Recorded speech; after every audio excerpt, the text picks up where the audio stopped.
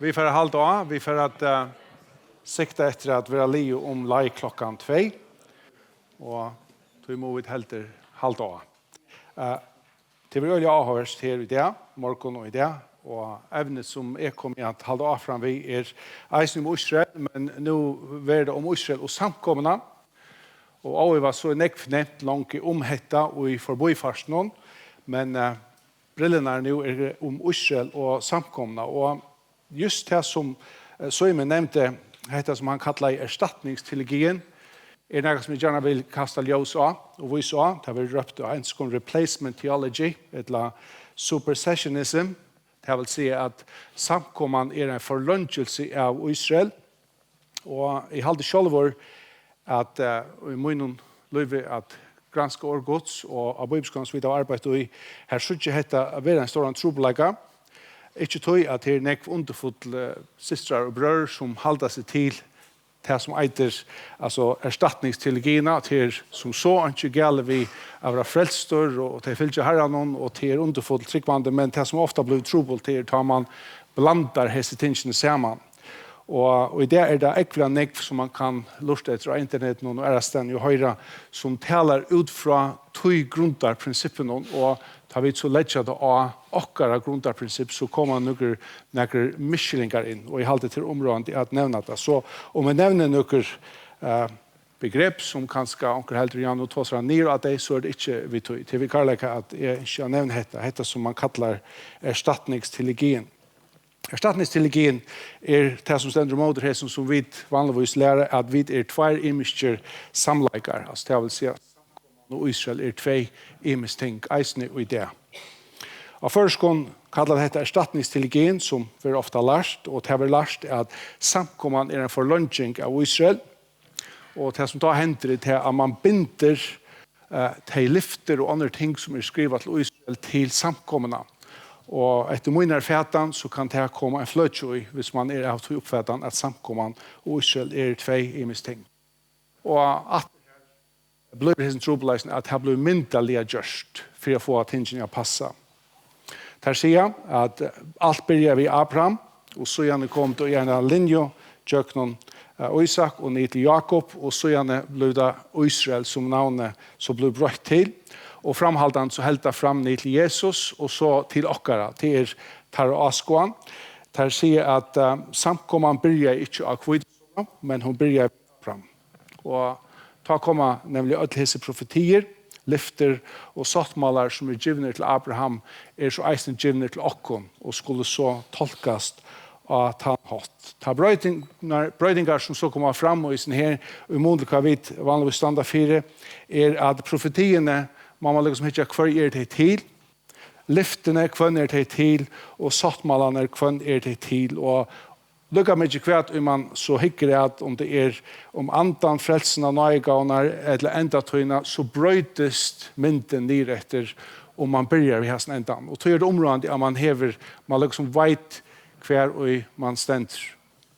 Så detta bröjter askånar att hvis man börjar ut i skriva ändan hästen och skrift från munnen synsvinkle så om det ankor helt till rätt men så blir det Örvis det som ni rättras. Det akkurat som vi dominopricken och ta fettler så som det fer. Och till öliga områden tar man lustar efter talaren och lustar efter imiskon utläggningen. Man också vet vad grundarläg att han för hästingen och så ska man skilja det.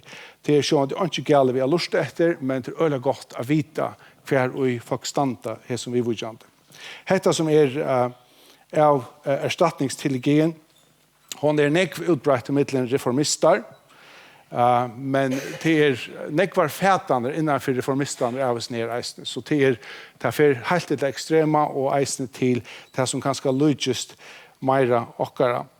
Men i huvudsheten så hävdar vi att Israel för långt eller blir samkomman i en eller annan hatt och tar man omtolka emis ting för att passa in i så som vid skiljehetta. Och tar imsko greinarna omtolkade så imskan hatt. Det något som man finner öliga nekv i till katolska kyrkjene, metodisterna har eisne och muslimerna har eisne till fätarna att detta vi att erstatningsteologin.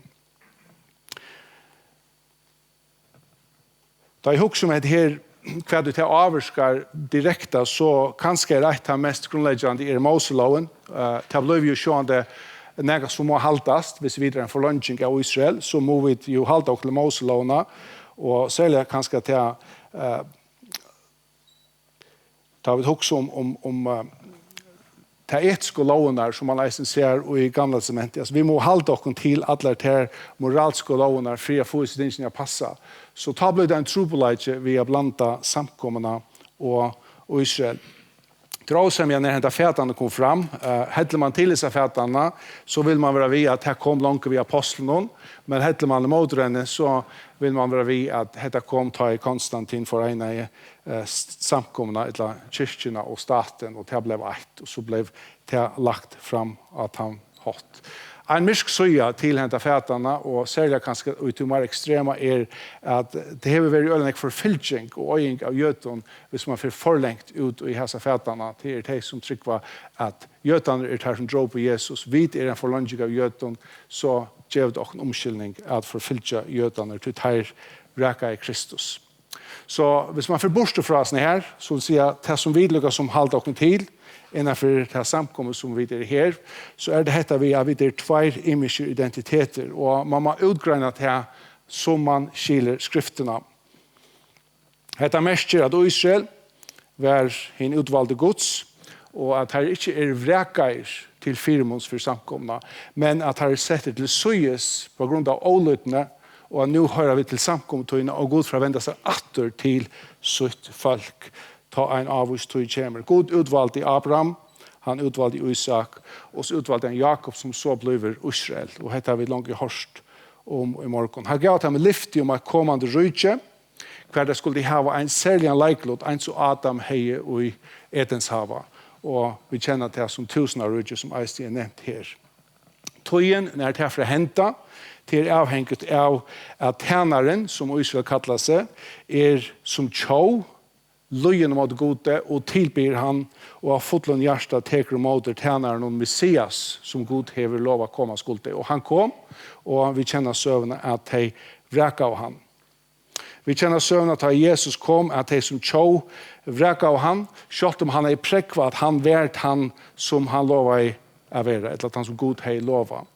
Og det blir langt, og kanskje vi tog at de råper krossfest, og vi kjenner at det er alle apostlasønner, vi synes at det samme hendte atter og atter, selv om vi synes at Paulus, han fer til jøder, Peter fer til jøder, og til den samme vrekene som fer opp på alle apostlasønner. Og det var verst hvis vi kunne hitje lykke etter apostlasønner i 28, som den siste kapitlen i apostlasønner, rettelig lengt opp i tøyene. Da synes vi dette i vers 16 at Paulus sendt her som fengje, og man kan huske seg at Paulus nå sender båt til samkomna kommer til seg ved seg. Det gjør han ikke. Han sender båt etter den eldste av jøtene. Det sender her i vers 16, ta i trutje der var gingner, kattler han sammen hinner fremst og mennene mellom jøtene, og ta i tar var kommer sammen, sier han vi tar tid menn, brører, ta de ikke har gjort mot det følge okkara, eller mot det Sion fetre okkara, var til at det i Jerusalem var given romverjon og i henter som fengje. Og han legger så fram hvor han var sendt her, og sier vi han at vi har ikke ringt hørst om til fra Taimon, men vi vil gjerne høre mer om dette, hvor det var sendt her. Og så leser vi hvor at han tar greier dem i evangeliet og i skriftene. Og så sier vi i vers 24 og 25, etter at han lever av greier for som jøtenen, som eldste jøtenen og i Rom, evangeliet, så sier vi at dette henter, det stender vers 24, nekrer våre samførder av tøy som sagt var, men som tro ikke. Der foreslår fra honom avsamt og skjønne middelen etter at Paulus har sagt dette ene år, ratt tala i heilig anden vi Isaias profete til fedre artikere at han sier, ferd letta folk og sier, vi høyrande i øren skulle ditt høyra, og ta han ikke feta, og vi suttjande i egen skulle ditt suttja, og ta han ikke skilja. To hjärsta i hesson fölkje var i herst, vi øren høyra til tungliga, og vi egen hava til let i atter, for at de skulle ikke suttja vi egen, og høyra vi øren, skilja vi hjertan, og venta vi, så jeg kunde grøtt teg. Og så sier han etta, tøy skulle tid vite at henta frelsa Guds sendt heitningen om, terfæra eisen at høyra Da han hette sagt for jødene sted og tar træt av ekvislige kvar vi annan. Da man også hette at han båret av evangeliet og nekret tro og nekret tro ikke, så ville man helt at under ødlån øren omstøven så var det en stor suksess. Om vi får ber evangeliet ut i Hammergøten og en pastor tror og en pastor ikke tror, så det vil ødel for ekvile gledheim. Men i Jesus døden det ikke så til Paulus. Det tror jeg at her det tjoen som skal trykva. Og her det nekrer som takker vi, og nekrer takker ikke vi. Og så sier han av hæson for evangeliet til heitningene. Så vi synes at dette en langt høy 18 år at Jesus har hendt Golgata krosset. Det stadigvæk ikke det samme evangeliet som har boet. Og stått at høy etter dette. Några få år 18 i år 70 tar vi Jerusalem som vi langt har hørt i morgen lagt i øye, sammen med tempelen og fyrskipen som her var. Og nå Israel ikke en tjå langer. Nå hæsen møvelagen ikke tid langer at takke måter Messias som tjå. Og til kraver for at Messias kan komme til at her en tjå at takke og måter honom. Samkoman hinvein som sett av stån av Kvitesonne börjar 40 år åren Jerusalem var lagt i øye. Det vil si at dette kan sammenluknes vid de 40 årene som Israels folk kjenker i øyemørskene. Og Jesus har sagt vidt deg, da han var i midten til, at det var sæsoneg og det var horsoneg, og tog for domer tykkere at være enn større. Men i sinne miskon, akkurat som god var vi Israels folk, i sinne miskon bor han 40 år. Og vi leser jo noen apostelsøvner at mange kommer til trygg. Det er også særlig masse talene som Peter hever ta stått at han kvitson, han taler til han drar på tid, sier han vidt. Det en personlig tale til det her som drar på og krossfest i Jesus Kristus. Det her som røpte krossfest. Og det stender at han nøvde der hjertet, og tar venter vi, 3000 folk. Det vil si at byrjanen av så nødja samleggene og samkomne i hese sommer bandittene som røpte krossfest. Ikke alle, men flere tarra. Og før man så gjør av apostelsøvnene, så ser man at eisne prester og råherrer. Og i miskun og nøye Guds Kristus bor han 40 år inntil domeren henter av tjåene, så at de eisne kunne teka og måter honom. Så ganger tøyen at han at Israel ikke en tjå langer i år 70. Det ganger nekvar, og hvis jeg ikke var skrevet, så det midnatt 14. mai 1984, da det atter at tjåen lykkes som blir leten atter og tar henter. Nå han atter en tjå. Og nå atter en møvelige til taimon at akalla Messias, for Messias skal komme atter. Og nå det klart til å hende enda tøys klokkan atter begynner genka. Og atter nå livet vid, så han ta og igjen sånn iverlappingartøy, akkurat som det var i apostelsøen. Vi lever i en iverlappingartøy, hver Herren hever 2 husarhalt. Han arbeider ved samkommende, men han hever hit husarhalt i her. Og han forventer seg atter til dette husarhaltet. Men vi vet at som vi lærer i evangelien og i brøven, at samkomman vil tidsen bostrar han til fullnar vender seg til sitt folk atter. Jeg tror vi at det ekvelige området at ha en klara linje og middelen samleikan Israel og samleikan samkomna. Og tar man fløyger seg tingene, så det rett nekv ting og evne i skriftene som kunne bli helt fløkt. Og ofta vil man akkurat for å gjøre for stort måned. Det vil si at Gud frelser Israel på en måte, og han frelser samkommerfolk på en måte, eller frelser heitninger på en måte. Men det helt greit at for man har lest i Gamla testamentet, så ser man at frelsen alltid av noe. Hon alltid den samme. I Salme 34 og vers 19 stender det Herren taimon nær, som har sundebrott i hjertet. Han frelser deg som har sundet såret i en anta. Og i Salme 1, vers 18 og 19 stender dette, «Tøy ter lyka ikkje slater av fortelse av versk, annars hei givet der til. Brenn i offer tek du ikkje vi, offer til god sundebrotten ante, sundebrotte og sundesåra hjärsta vanver du ikkje.» Og til nek andre vers som tås om hetta sema. Og hikker man etter hvert, og hetta meines vi, sundebrotte hjärsta, jo så det en personer som ikkje lyter av sitt egna rattvis, men av rattvise tja einon øron. Og det synes jeg vi det gamle sementet. De blir frelst akkurat lukka som vi blir frelst, vi trygg. Anstående som loven, som stender oss ned, for jeg vise at de tørver rattvise tja einon øron. Vi vurgjande utvelling som vi langt har nevnt att synder här och i det och i morgon, så är heller inte måner.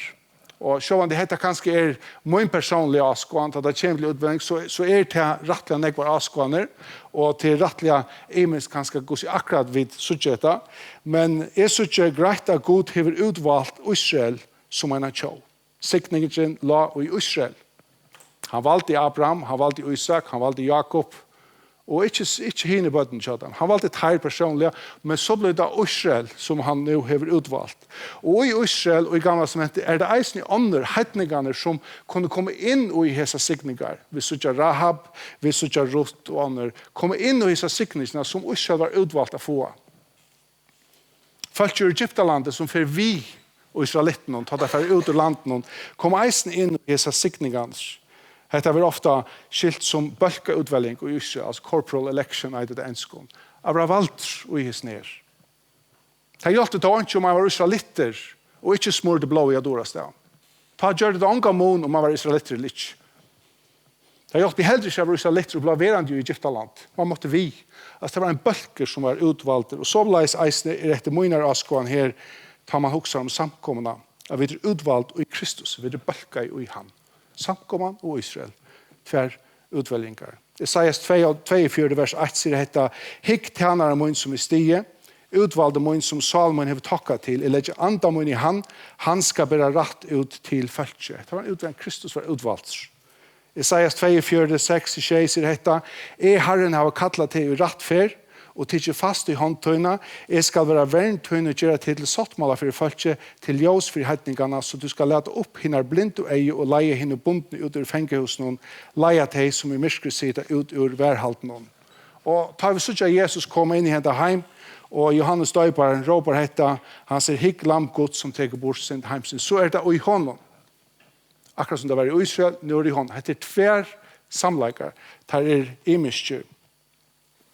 Og jeg synes ikke, som langt nevnt om morgen, at det tar som heter at være utvalder i Israel, at være utvalder i Kristus.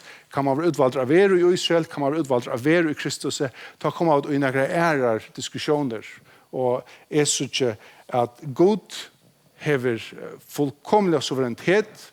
Han kan gjøre det som han vil, men Gud tvinger ikke mennesker, men himmelen karlager Kristus tvinger oss. Og sånn var det vi i Israel karlager Guds tvinga i teg. Vi var gjerne hele andan og måneder med til nesa våre samleggene, så er det heller ikke så store måneder, og to er det akkurst. Vi sørger vel at i gamla testamentet her virker andre Guds vissunne følge, men vi sørger hette at ta kvitsene kom, ta bliver hans her nødje samlegge, altså det vil si samkomman innsikla vi hele andan. Altså det vil si han gjør et lyfte, om at han skal komme atter etter synen. Han innsiklar synet. Og i jøkken hese innsiklingsna, så hever henda hese nødje samleidje, til å si at samkomman finner nøye gaver å bruke og i som likhamnen. Til å si at for å vinne ånder, og for å bytje ånder opp i årene. Kanskje her som det blir troblast vi vujjande lyftene og sattmålene, og blandar man samkomman og Israel, så det en av de tingene som det faktisk kjedan løyber av, om man blandar hese tingene sammen. Vi kjenner gosser til 5 sattmålar, sattmålan ved Abraham. Det er sattmålan som God har givet til Abraham, men vi er til sikning for alle mannattene. Han er særlig for Israels folk, og Israels folk som sandren av sjårstrand og som stjøtnene av himmelen. Og vi synes som langt var nevnt, at Abraham var lyster som atterfeier troarna i Rombrand og Galatiabrand, som langt var nevnt. Altså, det vil si, politisk så skal det være som sandren av sjårstrand, men han okkara troarfeier. Han en firmynd for trygg okkara. Sattmalen som vi synes til Moses, reisen i ein, heter Loar Sattmalen. Han stender som et døme for okkon, at vi blir ikke frelst av verskon, men han altså en sattmale som til deg. De skulle leve etter lovene. For jeg viser dem at de må tørve et sundebrott i hjertet. De må tørve at de hadde ikke til rettvise som skulle til, men flyttet til rettvise Kristus. Hadde stendt som er vittnesbord for åkken i samkomne. Sattmalen til Abraham om landet en annen sattmale. Heter et lovet landet som langt nevnt eisen som de får i arv. Og vi vet at de nu har en part av landet, men hikker man etter sattmålene som de får om landet, så det nekmåren hva det her. Så hatt det ikke det som man ser bare nå, men noe som for å være enda større. Så det har best en part av oss her. Og jeg tror vi at det som det taler om til ta i rydtjøver sette stånd, og de kommer at rå i landet søgnen. Dette stender som en mynd for dere i samkommende som at det var et samfunn av Herren, så som han atlei. Han atlei det skal få inn i Kanas land, ta i teg gjenk i øyemørsene, og kunne njøte et samfunn av han. Og de vreka av det, og finner ikke 40 år. Så siden kommer det inn, og en dag så kommer det at ha hatt samfunn som vi lovet hjemme. Sattmålet ved David en annen, og heter en sattmål som Gud gav Ísrael at en av ettkommeren David skal sitte i hasete i 1000 år. Og heter tåser om Kristus. Og heter var det rydde som han bjør i heimen av sin første komme, som var vreka. Og heter et rydde som de atterfer at akadla han å få, og som ble nevnt av Simon Aren, hver han siterer Zacharias 12 tutje, hver Ísrael som tjå skal akadla han som de har stund i jøknen. Han som de har krossfest.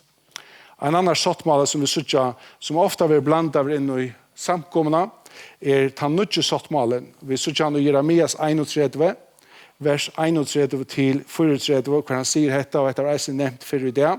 Der hvor kommer, eller der kommer, sier Herren, ta jeg skal gjøre nødjan sattmåler ved hus Israels og ved hus Juda, ikke sattmåler som han og jeg gjør det ved fedret herre, ta han der jeg tok i håndtarra til å leie her ut av Egyptalandet. Sattmåler ved meg som tar brodet, ta at jeg var rett i herre, sier Herren. Nei, heter sattmålen jeg skal gjøre ved hus Israels etter tar der, sier Herren. Jeg skal legge lovmøyne i sinnet herre, og skrive henne og hjertet herre. Jeg skal være god herre, og de skulle være folkmøyt. De skulle ikke langt lære hva neste søgn og hver brøversøgn og sier, kjenn herren. De skulle alt kjenne meg, bare små og stor, sier herren. Så jeg skal fyrtjøve misbrotten herre, og ikke langt minnast sin herre.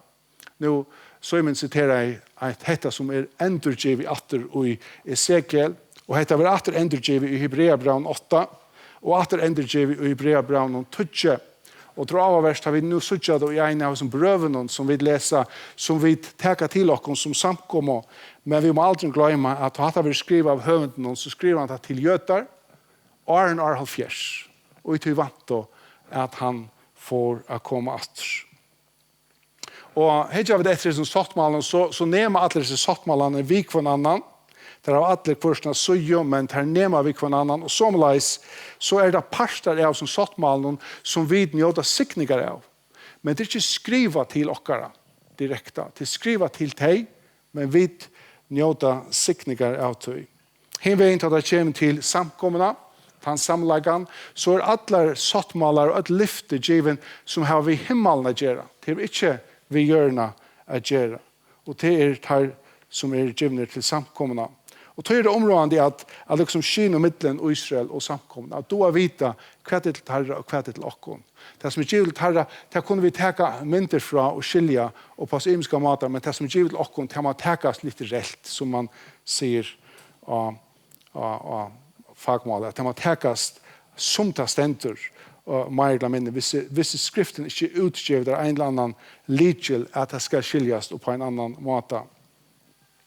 Da det kommer til å hette at myndaligere, som i alltid at hentan askvann gjør, som ikke hever vi tøyerhushalten jeg gjør, og hever vi skillene mellom Israel og samkomna. Da det kommer til å hette at vilja gjøre samkomna til Israel, så må man lykke som myndaligere for nekv. Og da kan det bli så reale imest som skriften skilst. Og en av trångene til å gjøre det just som ble nevnt Arn, til at det ser så omøvelig ut. Og tog må man hjelpe gode. Og nå får Søymen i Jøkken Isaias, og jeg skal ikke færre Jøkken for en ekbad, jeg skal ikke helt kjøte det av, men jeg har også særlig om Løyv Isaias her, tar man hikker rett ut. Det underfullt av Suttja, hvordan Isaias et fantastisk døme i profetien som var sagt som hentet, og så profetien som var sagt som ikke hent i hans tøy, men det hent, altså 18, som vi kunne ikke atra, og så det profetier som langt framme enn akkurat tøy. Og tøy hikker man etter som man linje og sier, ja, han sier dette, og det hendte 318, han sier dette, det hendte 118, han sier dette, det hendte 218, han sier dette, og det ikke hendte en. Och så ständer man Ivan du hickar, låt oss röna bröjta det här, tror jag vi må röna få det passa till hur så vitt skilja tingene. Det är rättligt arrogant och rättligt förtjärst. Isaiah 6:33 var här ger Isaias Ezekiel en lyfte 3 år av gråor. Han fortäller honom att och jag är färdig att så i nästa för det hästa och 3 år för det äta av snär och så. Ja, så han ger dem ett 3 år lyfte som för att hämta och ta hente. Och som läs i Isaiah 6 här ger han Akas ett lyfte i eisen. Han tänker sån som sker hash upp vissar och han säger Arnhesen Dora skiner med gott och ringt så för konkurren i Israel som har lopp av borstor. Han får inte vara här mer och ta hente. Det vill säga det hände ju i hans livsstöj. Han tog en risiko till att vara skarpt så att han jobbade steinar. Han tog en risiko och att han bitcher han att han är väl en profeter. Och Isaias 8 gör han det samma vid att ta hinsonen Maher Shalal Hashbas och han tar han till kongen och han säger Arn hesen då säger mamma och pappa så vill ongen konkurrera syre här. Eisne tror jag att han är det ongen. Och här etablerar han alltså att hesen är en profet. Så han har väl sagt detta och det hände. Och så, och Isaiah 6, här talar han om att en ska vara fötter, mat ska vara bad, tjejen drar fram i tyna. Och på grund av hesen lyften som han har, så spatom som han har givet, som hände, eller profeteringen, så tryck var det eisne att hit färre hända som är tjejen drar 18 Isaias 3, tjejen drar 18 det vill säga att hesen ska krossfästas. Och vi hittar att vi söker till hände. Isaias 9, här talar han om en friarhövding. Det är inte hänt än. Isaias 11 talar han om det heliga fjället här som är friarhövding ska rå. Det är inte hänt än. Men i det är det en öligt trångt att bröjta och mentalisera hatta till att det passar sig in i åkara tøyrande. Här kan man efter samma strönge efter Isaias så är allt hänt litterärt. Här har inte myndaligt och i hästen här. Utan tar jag en liten given till att detta ska skiljas myndaligt. Och tog är det äcklig område att man inte färsar trångna till att röna bröjta på näga. Israel och samkoman är samkoman. Det är 2 hushåll som god arbetar vi. Senast vill jag nämna att och det är personligt då jag också med att hur skulle vi behandla Israel. Och för man och hickar efter dessa linjerna av till reforma så är det öliga imiskar meningar. För man ut det extrema så finner man förfylkingar. Du tar med att Israel är inte ett Guds folk. Så tar förfylkar du och du hickar sövna till hänt. För man långt mot mine så finner man att tar sikna Israel. Så man ska vara god i Israel. För man så här som vid kanske är det som är här som tojar hushållne till förståelse så får man ut i kanske det som är långkor. Här ser man att Israel är ett folk som är en vittnesbörd på att Gud är till och en hälsolyfte. För man så närjad med så finner man vi skulle sikna Israel. Så man liksom mötes här att synter och i mene. Självor vet inte ordentligt vad det ska se om det. Så att så jag löser av en härlighetstillägg ut att vi ser sikna i Israel så är sikna. Och då är så ordentligt att skriften säger det utan i gamla testamentet och i det gamla Jerusalem. Och eisne i enda tøyde tar Gud återvände sig till Israel. Men då så jag vi skulle sikna öll och vara gå i öll människor. Lugga mig kvar det är fra. Men att Israel ständigt som en vittnesbörd, som en värre och på att Gud är trofast. Så han är, som onkel har sagt, att det största vittnesbörd är Gud är han som han säger han är till Israel. Så att, som vi har nämnt att vi i Europa har gjort allt för att utrota detta folk. Och gjort någon alla tøyer. Europeer har dripet och slakt israeliter alla tøyer. Och Gud har varit där.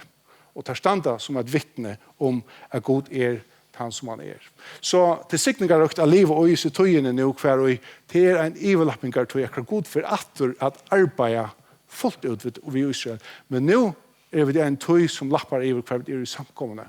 Och en dag som inte är så längt bort så tycker vi att han tar oss borster och han får att gänga ända till klockan kvar hon för att köra åter och man får söka att det gosse till skrifterna gosse god för Jesus storan och jöknon hetta folk. Må Herren signa hesar fyrlestrar, og må Herren signa alt dit som er her, og må Herren signa sitt år til okkara.